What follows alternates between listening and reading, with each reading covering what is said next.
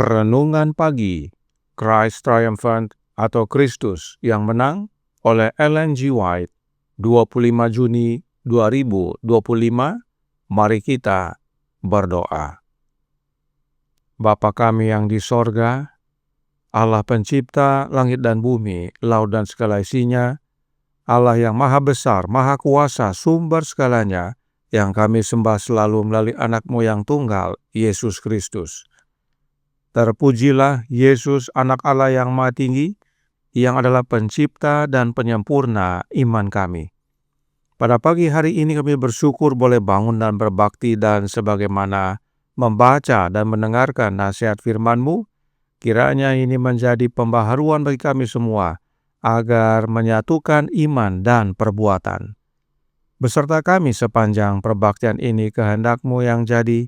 Ampun kami akan dosa dan salah, karena kami berdoa hanya dalam nama Anak Allah yang tunggal, Yesus Kristus, yang adalah Tuhan dan Juru Selamat kami. Amin.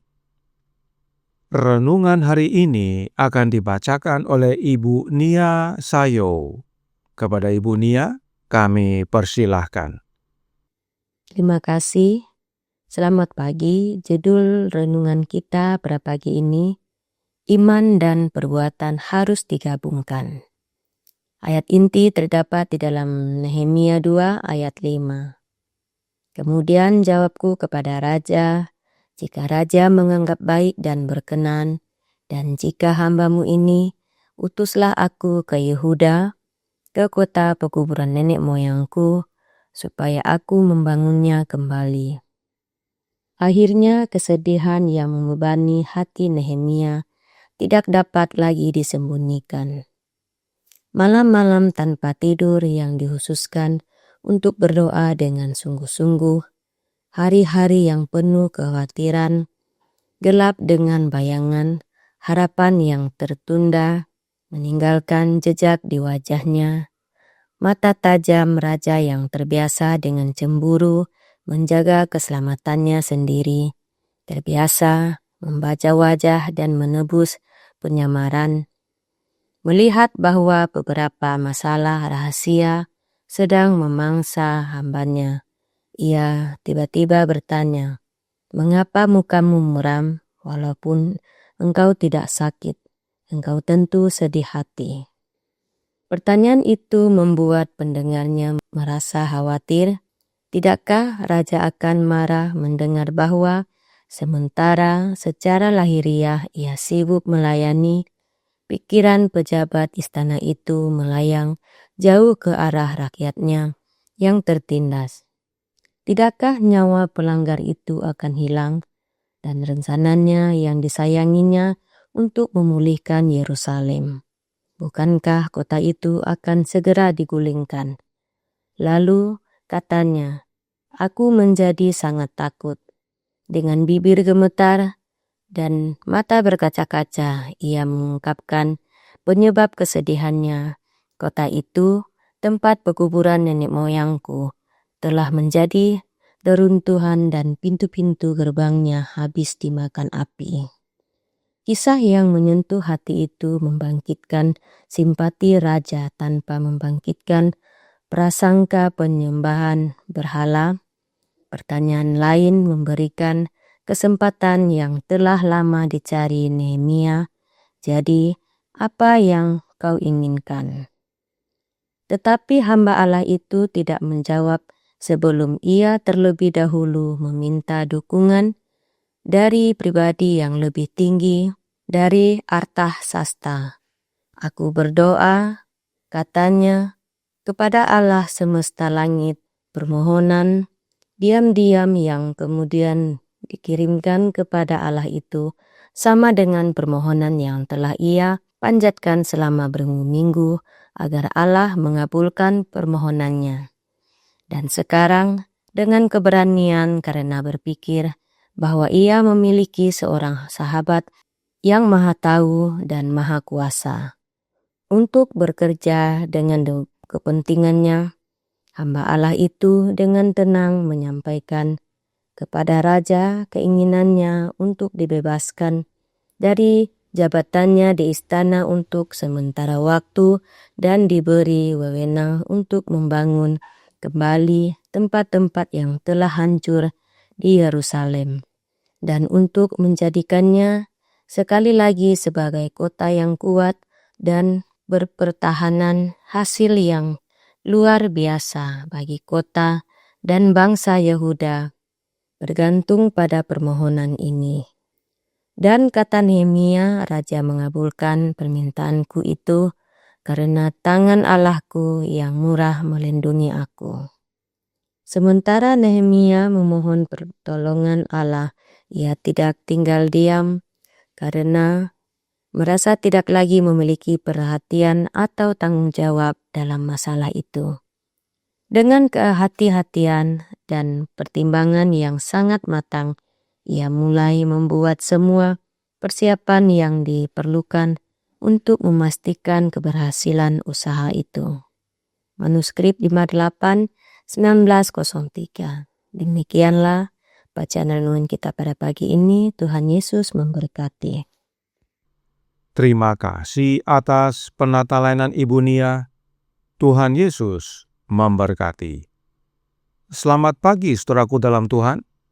Roh Nubuat berkata dalam Patriarchs and Prophets halaman 153 paragraf 4 yang berbunyi, banyak orang yang gagal memahami hubungan antara iman dan perbuatan.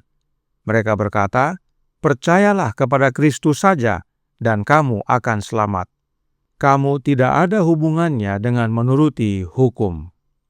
Namun, iman yang sejati akan terwujud dalam penurutan.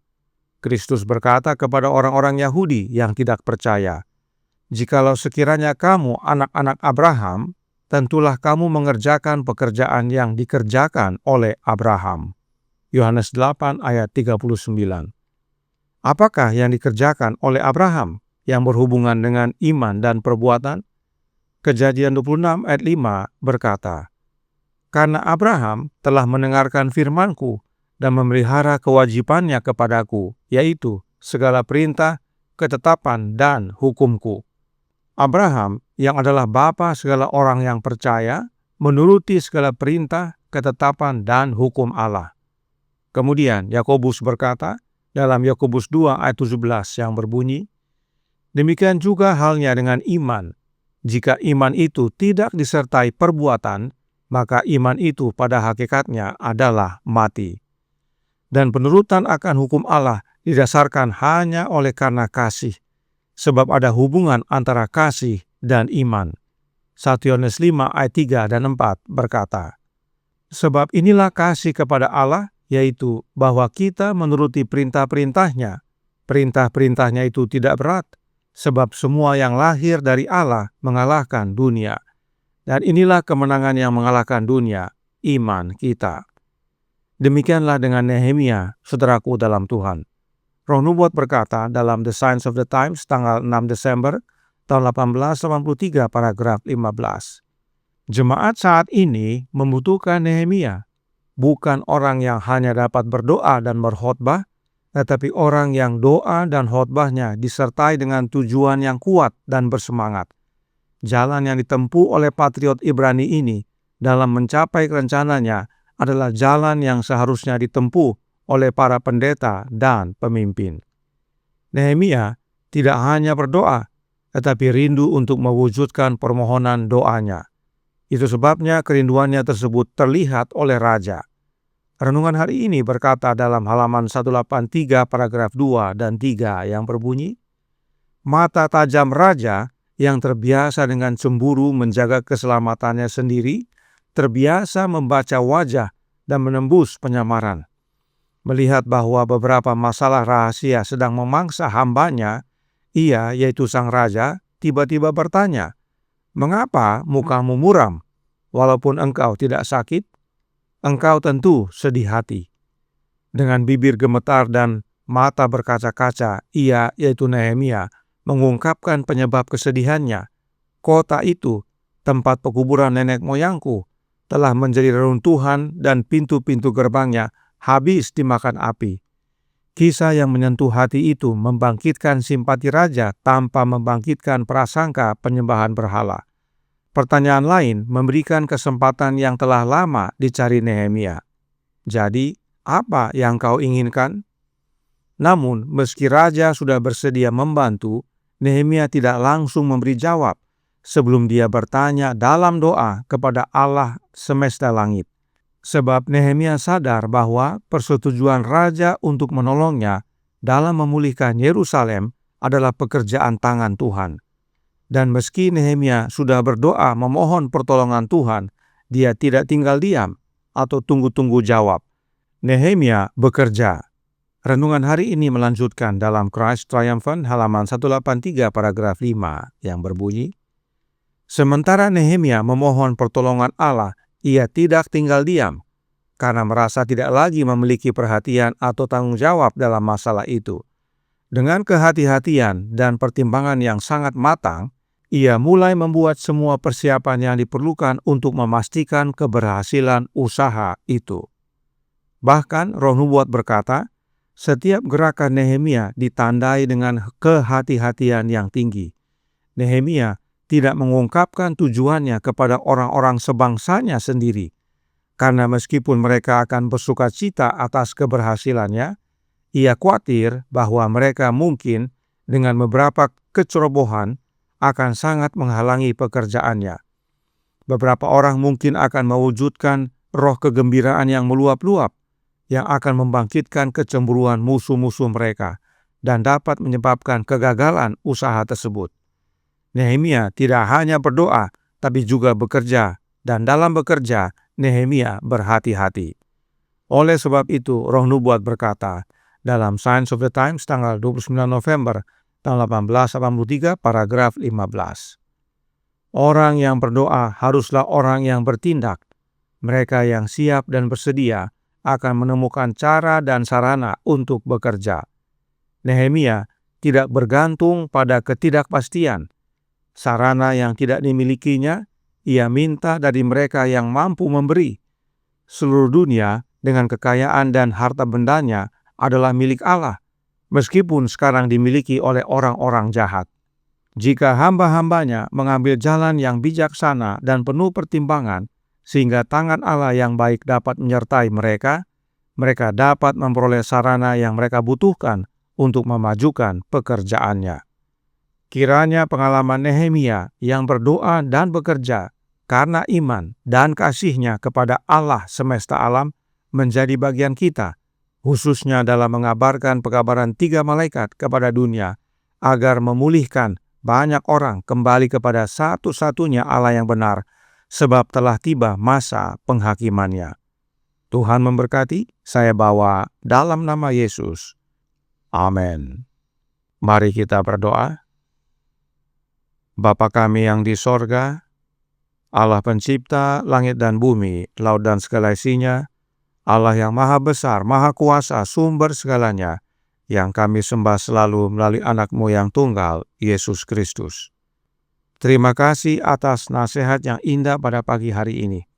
Betapa pentingnya memahami persatuan antara iman dan perbuatan. Sebab demikianlah yang Allah kehendaki dalam kehidupan kami. Karenanya tolong kami ya Bapa, karuniakanlah roh anak-Mu dalam hidup ini, sebab Yesuslah pencipta dan penyempurna iman kami, dan hanya dalam Yesuslah kami dapat berbuat. Di luar Kristus kami tidak dapat berbuat apa-apa.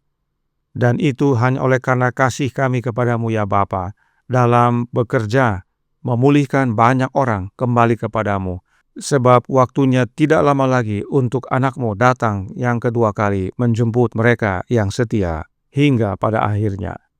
Beserta kami sepanjang hari ini kehendak-Mu yang jadi, ampun kami akan dosa dan salah, karena kami berdoa hanya dalam nama anak Allah yang tunggal, Yesus Kristus, yang adalah Tuhan dan Juru Selamat kami.